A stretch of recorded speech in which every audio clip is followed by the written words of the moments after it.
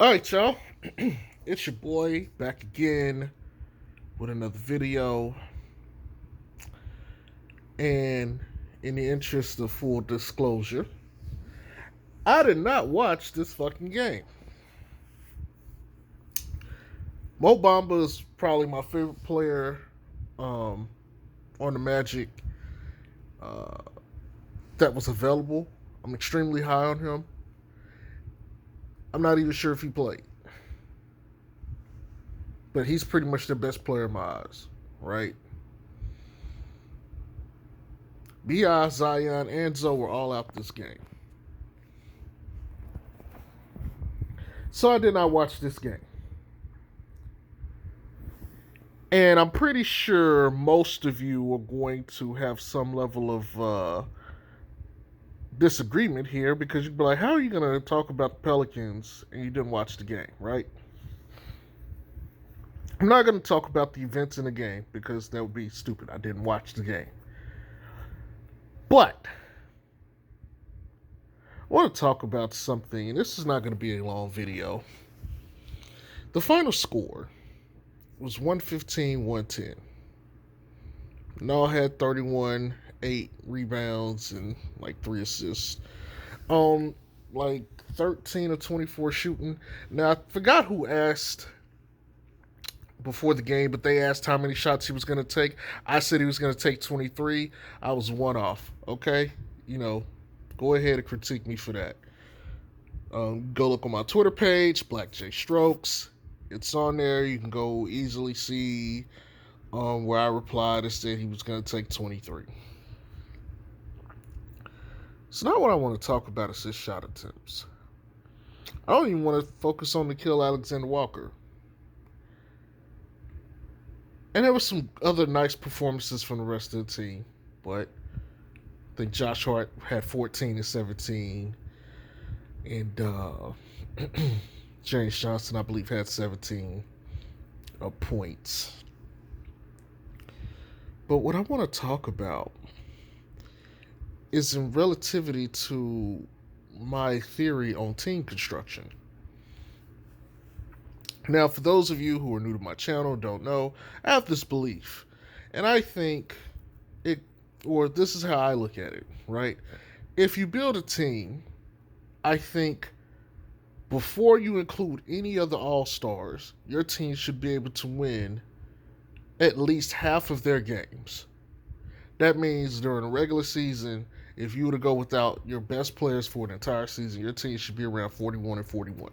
They should be able to compete with all the teams in the league, and they should win half of the games at minimum. That's my belief. Now, if you want to say a team goes, say, like 31, we'll do that. 31 and like 51. I could possibly buy that as being a decently constructed team. But, just strictly for me, my belief, 41 and 41. Now, why do I say this? The Pelicans just lost to a team without their pretty much 3 big guns, the 3 best and most important players on the team. So they lost to an Orlando Magic team who is tanking right now. Granted, this team beat the Clippers the other night, but they just lost to this team.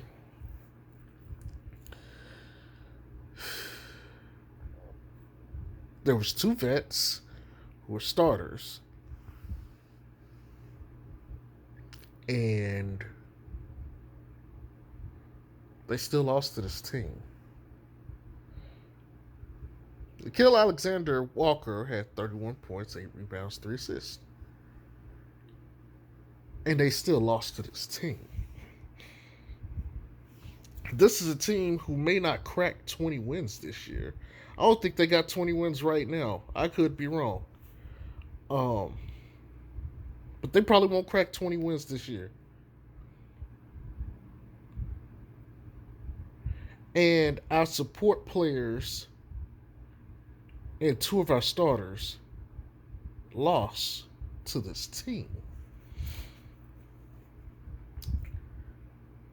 You want to know, like, listen, I already know what it's going to be. Nikhil played his ass off, which he did, rightfully so. Um, but that's going to be the focus, is how well they played, given the circumstance.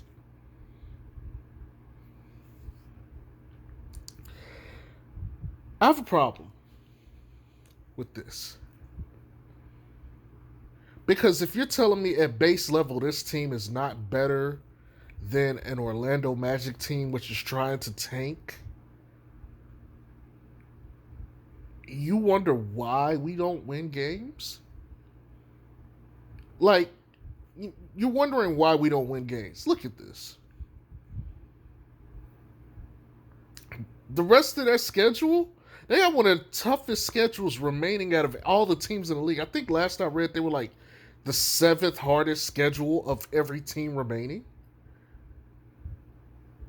And you just lost to a team that's intentionally trying to tank and is in a full rebuild, and they gave away Aaron Gordon and freaking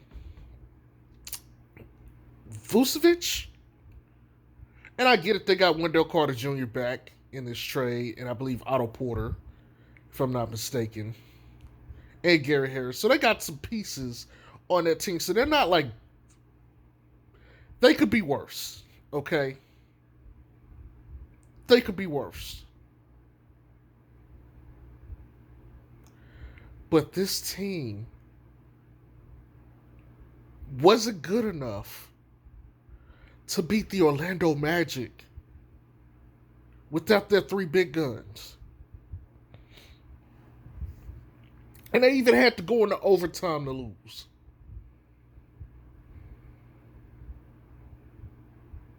That's a problem. To me, anyway. How can we justify building a team and winning if we can't even beat the lowest teams in the league with our base squad? We don't even have our big guns.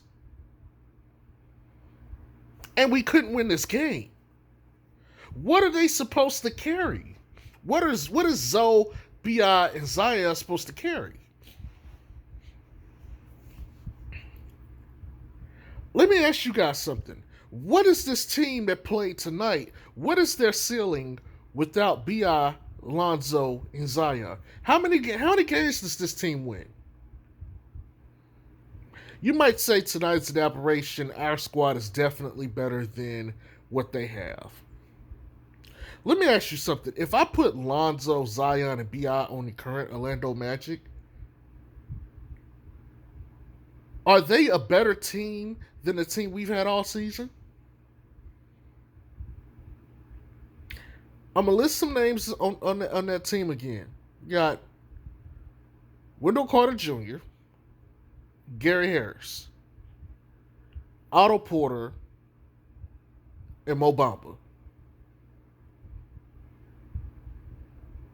Are we a better team if we put our 3 big guys on that team than we are with Steven Adams, Nickeil Alexander-Walker, Josh Hart, and Kira? Even though Jackson Hayes in the mix.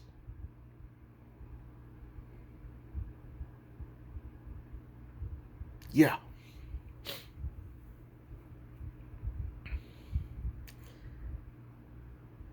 We couldn't beat this team.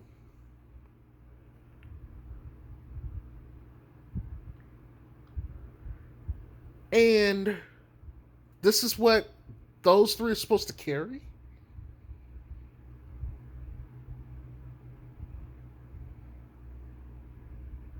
The future is not bright as currently constructed. And I get it. Most of us probably don't even think Lonzo will be on this team long term. If he is, fine. If not, so be it.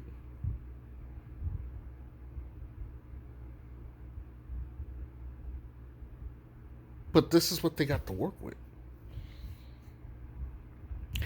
I don't want to trash the players tonight because, they played their heart out, and, to give them credit, they've never played what they played tonight. Start lineup was Bled, Nall, Josh Hart, James Johnson, and Steven Adams. They've never played this lineup because, truthfully, they've never had these guys available to them all year.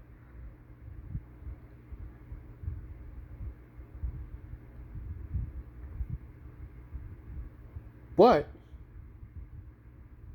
even without that, we still didn't have enough to beat them. So let me ask you, is this Pelicans team actually good? Like, despite the record, because I see Colin Coward and, Skip Bayless and other analysts like to say, oh, the Pelicans should be much better than... Should they? I think that's a legitimate question now.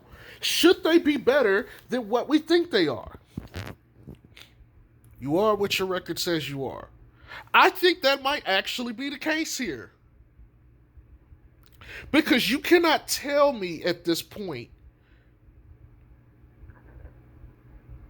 that we're not a bottom 4 or 5 team in the league without those 3 guys that set out tonight for injury purposes.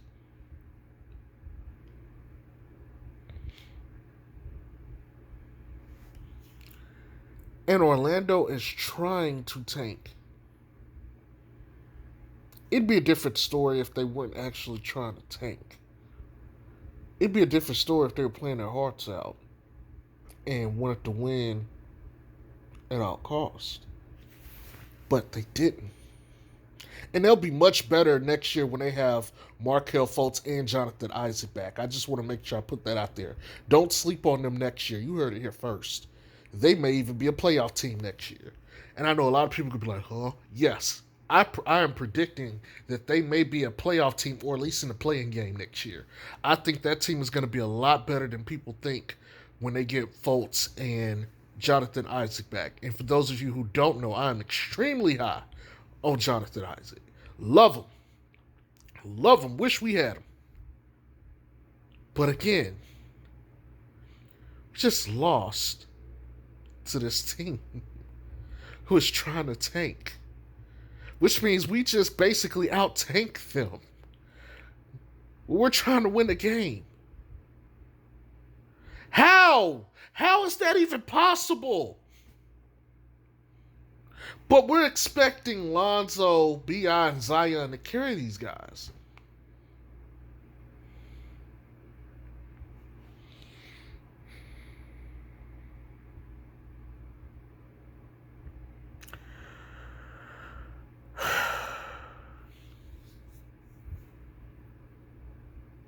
I didn't watch this game for a multitude of reasons.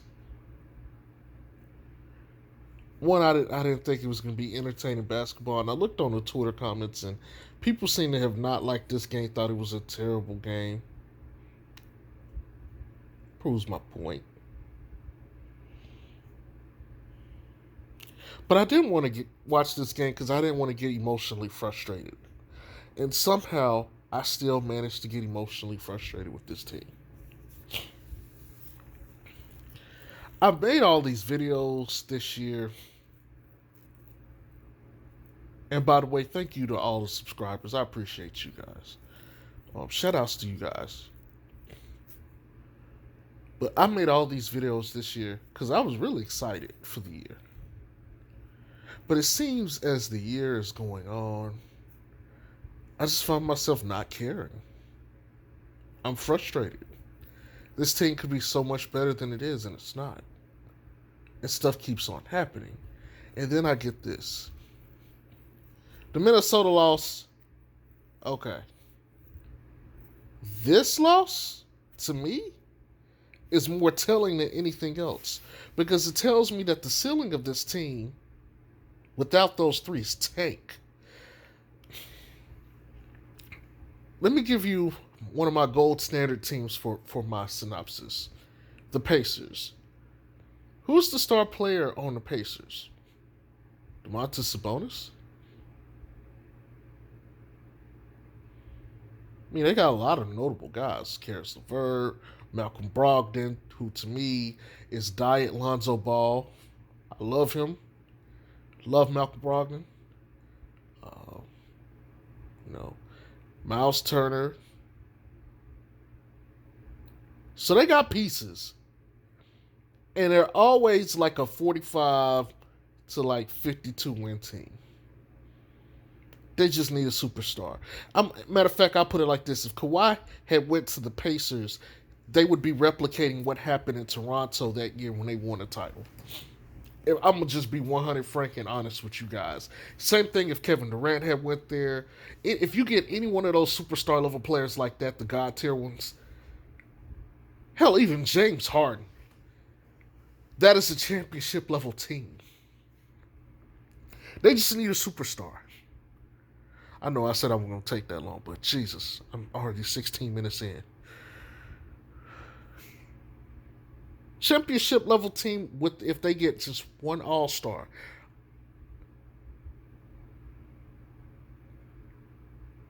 There's no way that the current Pelicans that played tonight is even close to that team. That's where you need to be at base level if you want to win championships. I always say you need to have a base level of 50% before you add the All-Stars. If you don't, you're going to have too many holes and weaknesses on your team.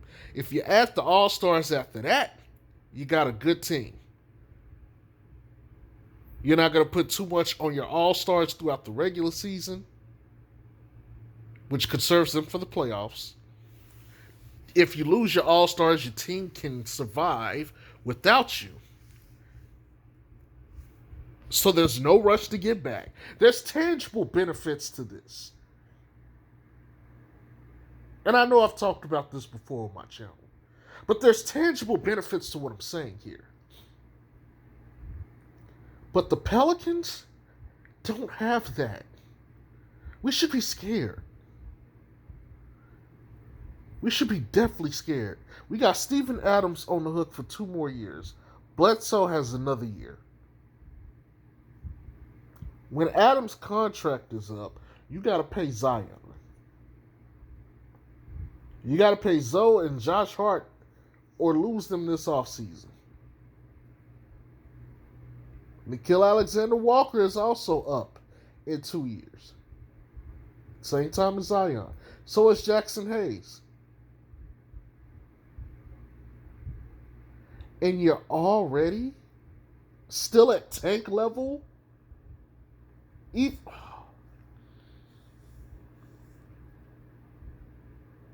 And I get it, young team still improving. But my God, like, look at Charlotte without LaMelo. They look like more of a 50 win, not 50% winning team, 41-41, without LaMelo than we do.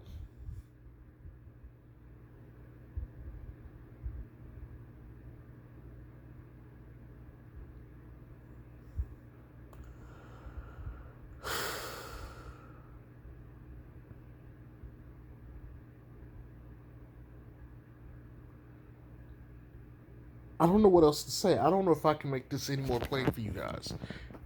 But I don't trust this team. Who knows? Maybe I'll change my mind when Lonzo and the rest get back and they're fully healthy and James Johnson and Iwandu are playing. Maybe they'll show me otherwise. Maybe I'm just overreacting. But I gotta admit, I don't think I am. I'm so disappointed in this team.